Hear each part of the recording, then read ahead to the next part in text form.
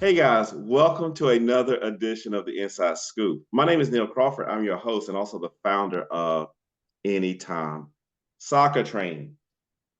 Now, if you've been following my journey through me working with my sons, you will know that I'm heavy on technical training, skills training, all that physical stuff.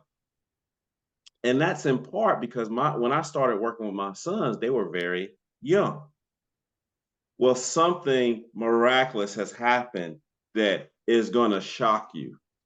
My older son has become a teenager. And my wife and I are like, whoa, he's changing. Like, oh my goodness, he's just becoming a changing. And that has good and bad ramifications. The great thing is he's more independent, he's doing his thing, he's blossoming into himself. But some of the things we're noticing is the mood swings and the self-talk. And so we have been scratching our heads to find resources to help him navigate all of these mixed emotions he's receiving. And I thought this would be the perfect time to bring in experts to give us some context, introduce themselves to the community so that they can be a resource for folks who are experiencing some of these same questions. I'm going to introduce Miss Tami. Tami, do not let me mess up your last name. All right. Matheny. Matheny. That was close enough. Matheny, gosh. I've been called Ah, worse. fellow South Carolinian, author, sports performance coach, mentor, speaker, you do it all. And if I'm not mistaken, you work with young athletes and their parents to a lesser extent across the entire gamut of sports. That I'm is correct. so honored to have you here. And I want you to introduce yourself and talk about why you started. And then we're going to jump into mental performance training, mental performance strengthening, all of that stuff. Welcome to the show. Well, thank you, Neil. And I'm excited to be here. I know you and I have gone back and forth for a while, and I love what you are doing and what you're offering out there. So I've been trying to send all my soccer parents and athletes your way, but I just wanted to like plug that and let you know I love what you're doing. But I'm a mental game coach. The easiest way I like to describe that is I am a strength and conditioning coach for the brain. We spend so much time and energy on the physical skills that we're often missing that mental piece. Um, Growing up, I know I wished I would have had some kind of resource to use. I know my parents do. They're like, oh my gosh, we did that. As I'm teaching them now or talking about things that I work with parents. Um, so it's just trying to educate athletes and parents on the bottom line is a better way of thinking. Our thoughts control our reality. So if we learn how to take control of our thoughts, we're creating a better world in reality around us. It's life lessons, but I just get to use sports as the vehicle. So I love that. So as you were speaking, I was jotting down topics that I want to touch, and we're going to try to get as many of them done as possible. So let me All read right. out all of these topics, and then we can just jump in where we go. Stigmas associated with mental performance training. Mhm. That was an issue that my son had because he kept saying, "Oh, I don't have a problem. I don't have a problem." So the stigma's there. The best tips, if you have some early wins, you could share with someone. Okay, this is if you don't do anything else, this is one thing I recommend. The age range, the symptoms. So if there is an issue, what are some of the symptoms that you parents can look out for? Success stories in your personal life, success stories with the athletes you worked at. So let's just go with stigmas associated with anything dealing with mental performance training. How do you tackle those? What would you say to someone who says, I don't have a problem, but whatever? Well, the first thing that comes to my mind and when you ask that question is that's why I described my job as it is. I'm strength and conditioning for the mind. So that doesn't necessarily mean there's a problem. We don't stop lifting and working out when we get strong. And the same with learning how to operate our brain. So that's what I always tell parents, talk to your athletes. This is just another avenue for them to get a leg up. And maybe there are things we need to strengthen, just like the physical skills. Number two, I like to bring up all the athletes, almost all elite athletes, their teams or them individually have some kind of mental coach, mental performance coach that they use because again, we're all looking, how can we get a little edge above someone else? So there are tons and tons of athletes that, utilize this. I like to be able to bring it to non-elite athletes and those that don't realize that, hey, this can help me too. It can help me have more fun in what I'm doing. It can help me have more success and ultimately build confidence, which we need in any aspect of life. Yeah, so my older brother, I kept mentioning my son. My older brother, um, who is his nephew, pointed out all these top athletes who use mental strength coaching, and then they do these speeches that now that you know what to look for, and they thank these guys. And these are people at the highest level of the game who have experienced tremendous success, and they still get into their heads. And that's one of the messages that I gave to my son. You are exactly right. And your brother's a smart man. There are a lot of CEOs out there. And I've worked with companies. I prefer the athletic realm, but it's all how do we better ourselves? And what skills can we do that we're more successful and happier in what we're doing? All right, so we're moving down the list. Okay. I got a 14-year-old. What are some of the best early win tips that you could give, one or two, three, whatever, to say, hey, if you start doing this for the next 30 days, it should help you? So number one, and I actually got it, I was listening to a podcast of Kobe Bryant, and this was so long ago, and people asked me, hey, can you find that video? And I have tried. So I think it was real. I don't think I dreamed it, but I was listening to Kobe talk. And, when he first got into the NBA, he was a teenager. And he said he started having a lot of doubts and question marks in his head. And his self talk started to kind of failing. Like, what if I can't really play with these grown men? What if I'm not as good as I think I am? What if I miss a crucial shot? And on and on. And he worked with his mental game coach. And the one thing that he did was at the end of the day, he had Kobe write down his thoughts, not necessarily negative thoughts, but thoughts that didn't help him or negative thoughts. And then underneath it, rewrite it to where it's positive, productive, or it can fuel you. And so what you're doing is getting a rep in, just like we got to get physical reps in. You're getting that rep in of learning how to talk to yourself instead of listen to yourself. And he said 5 minutes a day. You don't want to overwhelm yourself. And I know, our children have a lot on their plate already, but we can find 5 minutes to start getting reps and working on our self-talk because ultimately our self-talk controls us. So that's always my first go-to. And interrupt me if you want, but I can keep rattling them off. I love that one. And let's do that. And then let's do this. Let's put together a little top 3 or 4 tip PDF. We're going to give it out to the audience for free, and I have your information on it. And then Okay, anybody that signs up for it, they can get personal contact with you to share some more tips.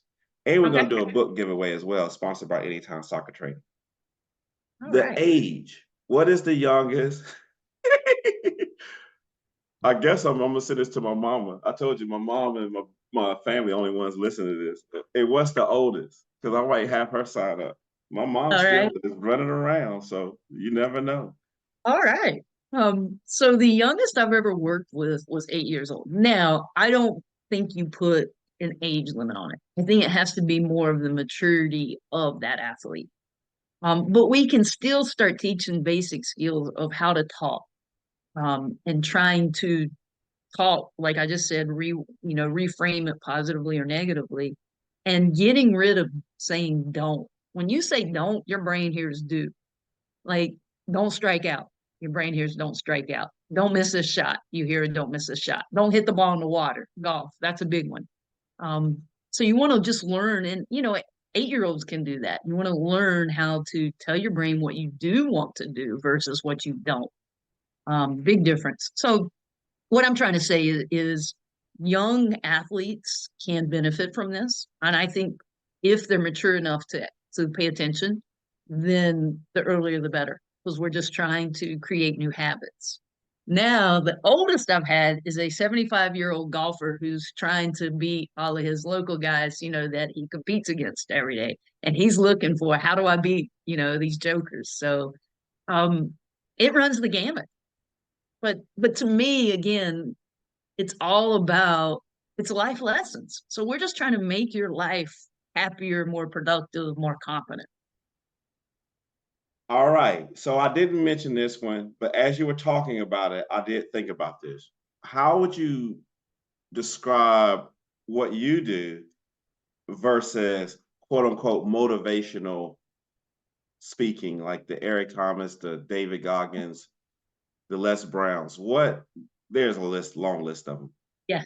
But how would you just, because some people will say, oh, motivational speaker, you're up here and then you leave and you don't do anything. How would you describe what you do versus the Well, I do motivation? that too. I do give motivational speeches, but what I have found when I was an athlete, I wanted to grab any book I could or listen to anything I could that would make me better, happier, because I knew I didn't really understand it, but I knew there was a key somewhere and I wanted to find it.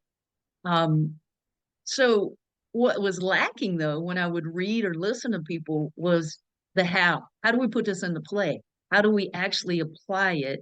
And then I always encourage athletes I work with, okay, now the accountability part. You tell me how you're going to remember this when you take it to the soccer field. Because it sounds good when we're sitting here talking.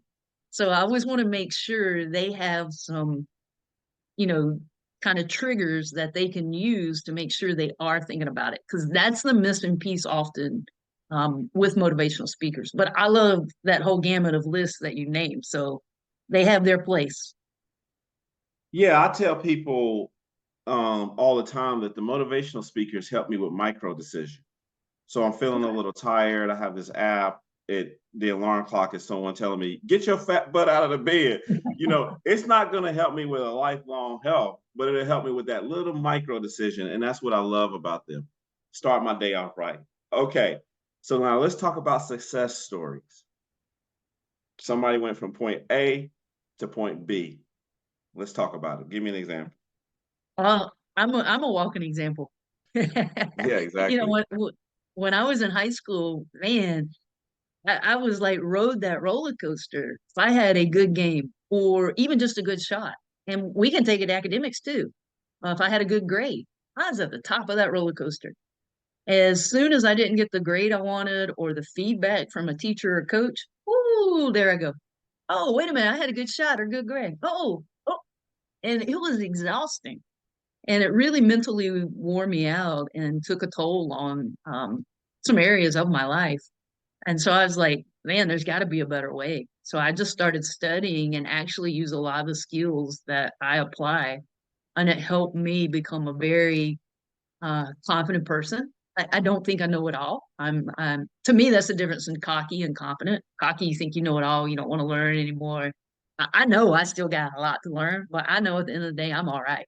And I'm going to make it through whatever I'm faced with. Might not get the result I want, but I'm going to be all right. And to me, that's the biggest success story. So I try to share that with athletes. I get it. I can relate. I've been there. So that's the biggest success story. But probably another one was early on. And I was actually coaching tennis as I was taking classes in the mental game. And so I was trying to apply them I had a men and women's tennis team in college. And I was trying to apply what I was learning. And we had gone from Division II to Division I that year. No one expected us to do anything. Oh, y'all ain't gonna be last place. You can't jump up with the big boys. Um, and so I was like, we can do this. We can be successful. And I just started applying some of these skills with our athletes, and they started their self-talk. They started visualizing. just a lot of the skills I teach. And they started to drive it. I didn't even have to remind them, and they started to drive it. And slowly, one by one, we kept winning, and we won the conference in our first year in Division One, and went undefeated in the conference. And I have no doubt it was the mental. And first of all, they bought into it. That's always key. The mental game doesn't work unless you let it. Um, but just them applying the skills, talent wins, but the mental will set you apart. So those, and I could keep going on with stories, but that's on my to-do list, is to write a book on like success stories. I think that would be great. And we're going to get to the book in a second. So as you're talking, I'm writing down things. So you mentioned that you coached women's and men's tennis at the collegiate level, which is actually going to be another whole conversation.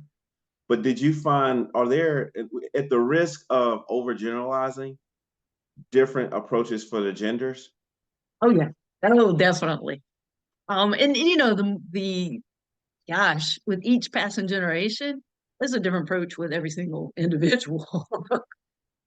But when I coached, I always like to say the biggest difference was, if I were getting onto a team, like in general, hey guys, we got to do this, or we need to start doing this. Um, the guys would look around and be like, she's not talking to me. The girls, oh my gosh, she's talking about me, and would internalize it a lot more. Um, so that was probably, well, the second thing too, the guys could go head to head and battle and call each other names and smack talk, and then they walk off the court with their arm around each other. Oh, girls could not do that. With the girls, we needed to build a lot more of the unity piece. Um, I'm kind of going off track here, but I have what I call success circle. And it's a circle, and we have unity, confidence, and focus.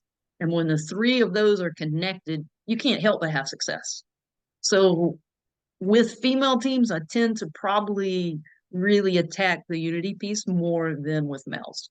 Still important with males, but you know, women don't really care what you know until they know that you care about them. Yeah, men can be very transactional in that regard, Mhm. to a fault. All right, so We all have our faults. yeah, so we are just hitting as many highlights as possible.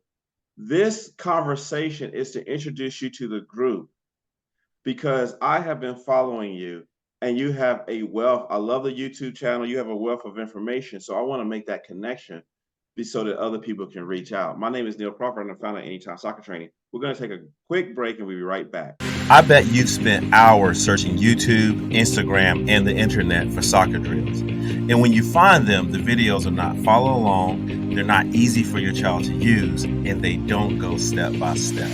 We created Anytime Soccer Training to solve this problem and more. Anytime Soccer Training is the only online training program with thousands of follow-along training videos that are easy to follow, go step by step, and cover every area of soccer. And if that's not enough, the program is fun with hundreds of skill challenges, soccer games, leaderboards, and cool prizes that all kids love. So what are you waiting for? Save time with a program that works. Go to anytime-soccer.com today and get started. Okay, so now we're moving down the list. You're an author. Tell me about, why did you decide to go down that road? I have a hard time enough writing an essay. Well, that's a success story too, of learning to change my self-talk. Throughout high school, made really good grades, except anything involving writing. I would hand in a book report or a research project, and I would get back great content, Tami, horrible writing, and you really need to work on your writing. And I just developed this, I can't write. And that's what I would tell myself. And it was an easy out. And then one day I was like, I'm going to knock this book report out of the water. And I really worked really hard on it. It was senior English. I handed in, I was so excited. I was like, yeah, this is, she going to know I can write. She hands it back 2 days later with a big F at the top of it. And it said, too good to be yours.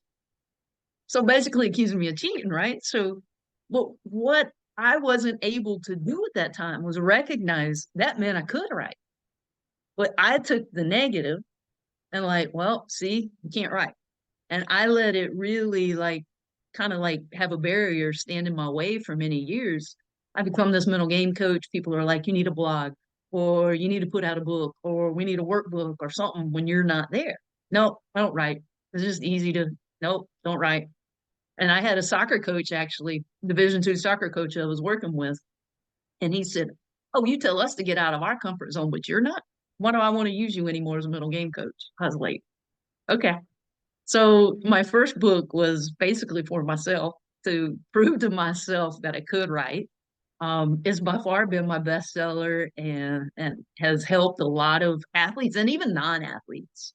But what I did was like, all right, I'm just gonna write like I talk and just put it in simple, easy ways for athletes, coaches, parents to follow, understand, and then make sure I'm given how you can apply it.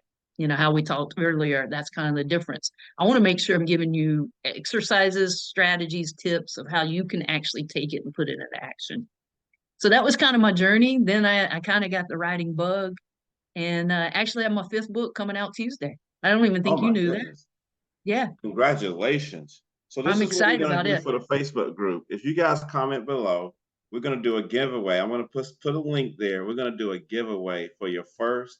And then when your new edition comes out, if you join the giveaway for the first book, once the new edition comes out, you're going to get an email from us saying we got one more giveaway for you for the final book, for the fifth book. So congratulations on that. Well, Now, there's thank you. two more things. All right. How do you communicate? So let me just say this. So one of the things with Anytime Soccer Training is I spend a lot of time working with the coaches to get them to help their players use the program. And I often say, and this is kind of condescending, but it is what it is. If I could just get the coach out of the way and let the kid is ready, they want it, but I have to work with the adult to get the, and it's the same thing, right? But we need the coach. So I'm joking a little bit. They know I joke with them. But they'll have all these questions, and I'm like, no, just let the kid get at it. They're gonna kill it. So, anyways, I say all that to say is we go back to the stigma. We go back a little bit to old school. How do you then make a breakthrough to the coach that this intangible thing that you're talking about that they can't see will have a profound impact on the on-field performance? Yeah. And you know, that is one of the biggest challenges that I face. I see two groups of coaches, one that are all in it, yeah, we need this, and then others, nope, I'm old school. I know how to manage my team. I don't need any outsider coming in. Um, so you know, I used to try to like just pound down walls and try to get those guys to see. But what I found is more effective, I'm making sure I'm putting my attention toward those that want it, and then hopefully the results will speak for themselves. Or, what's that team doing that I'm not? Or what's that club doing that I'm not doing? Um, so I don't know if that's the greatest answer, but I just know for my time and energy, I'm putting it where I can make the biggest difference. You know, and the same when I go into a team, you've got athletes sitting there that this is just a waste of time or one more thing I got to do. But I used to really try to like zoom in on them. And what I realized I was losing everybody else. So now I'm just like, even if there's one person in there, I can make a difference with one person, get them to buy in, believe it'll make a difference. I did my job. Exactly. All right. So now we're moving on to the final thing. I just did two podcasts. I got to do a follow-up, and I've posed something that's pretty controversial. As controversial as it can be in youth soccer. And I effectively made the argument that you can do anything that you put your mind and your deeds to. When I tell someone that, what do you think is the first thing that they say? When I say you can do anything that you put your mind and your deed to, what do you think people say to me? Oh no, we can't. And then they try to come up with an example. I can't be this or that. And they Yeah, try so to the first thing figure they out. say is, "Oh, you're telling me that you can be the fastest person in the world." And you know what I say? Do you actually believe this? Do you? Because this is the very first thing. Don't try to win an argument with me. Do you believe this? Do you really believe this? Are you thinking about this? And then what have you done over the last 10 years to become the fastest person in the world? Those are the two questions. If those two questions are yes, then I say, don't focus so much on that binary result. The process of trying to become the fastest person in the world is going to unlock so many things in your life. You don't even know what's in store for you. You may end up by trying to become the fastest person in the world. You may end up creating an institution to help your protege become the fastest person in the world, and you didn't even know it. And guess what? The fastest person to ever live was told all his life that's not possible. You're too tall. You're in Jamaica. You don't have this training. What are you doing? And so that's the controversy, is that people go to some what they consider to be an extreme. And I'm like, well, let's talk about your real life right now. I love it. I am.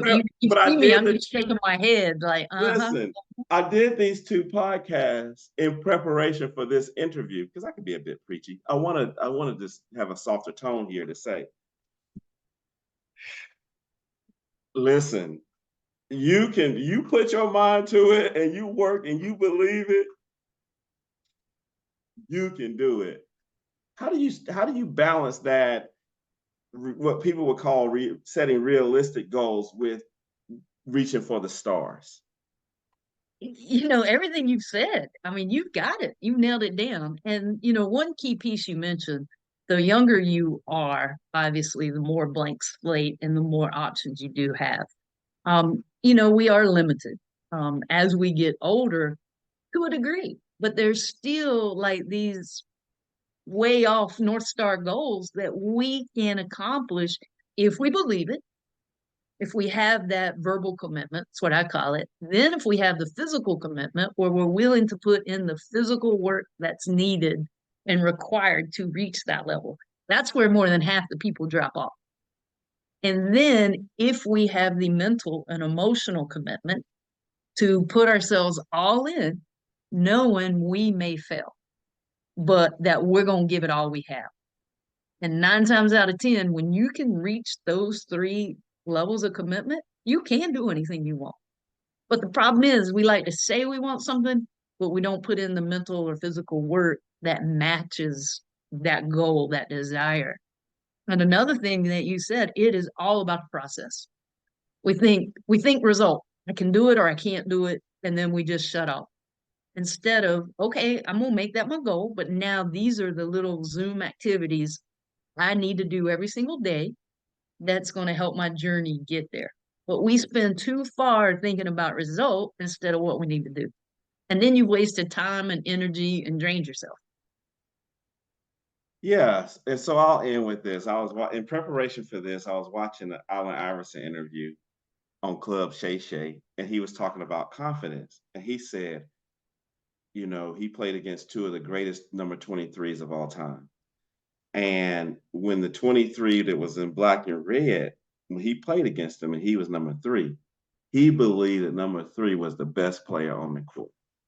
And he said that even though millions of people believe that the number 23 in black and red was the best player on the court, in his mind, he was like, I'm rolling with Allen Iverson. I got this. I can beat this guy. And there's famous videos of him like just getting by Michael Jordan, doing all this stuff. I can beat this guy. Even though millions of people, obviously, if you do a survey, 99% going to say Michael Jordan is a better player. But in his mind, he had convinced himself that I got this guy, and it showed up in his performance. So I will give you the last word on this in terms of what confidence means to you, how confidence has transformed your life, and then how can people get in contact with you? Right. Confidence to me is like very key ingredient to success in anything that we do. Confidence is knowing that secure in who you are, what you can do. Again, knowing you don't know it all though. But if you do fail, if you do have a setback, then it doesn't take as long to bounce back. You get up the next day, and if anything else, you're more motivated when you have confidence to get a better result or to whatever goal you're chasing. Um, so confidence to me is one of the most important traits that we can have. And it's contagious. People want to be around people that are confident, not cocky, but confident. And it develops a collective confidence around your teams, whether that's your family or your sports team. So to me, it's one of the most important things in my life. I was at the bottom, I mean, mentally and emotionally. And confidence has changed my life.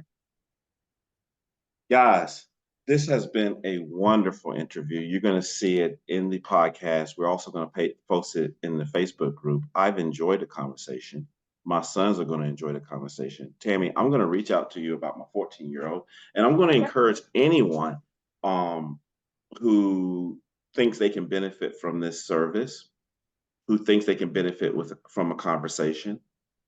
You're available if they just have a question to reach out to you. Maybe they need some tips here. They can grab your book as well. We're going to put together a free giveaway. We're going to put together a best tips PDFs people can take with them. We're going to try to do everything we can to help. So my name is Neil Crawford. I am the founder of Anytime Soccer Training and also the host of the Inside Scoop. Let's get better together.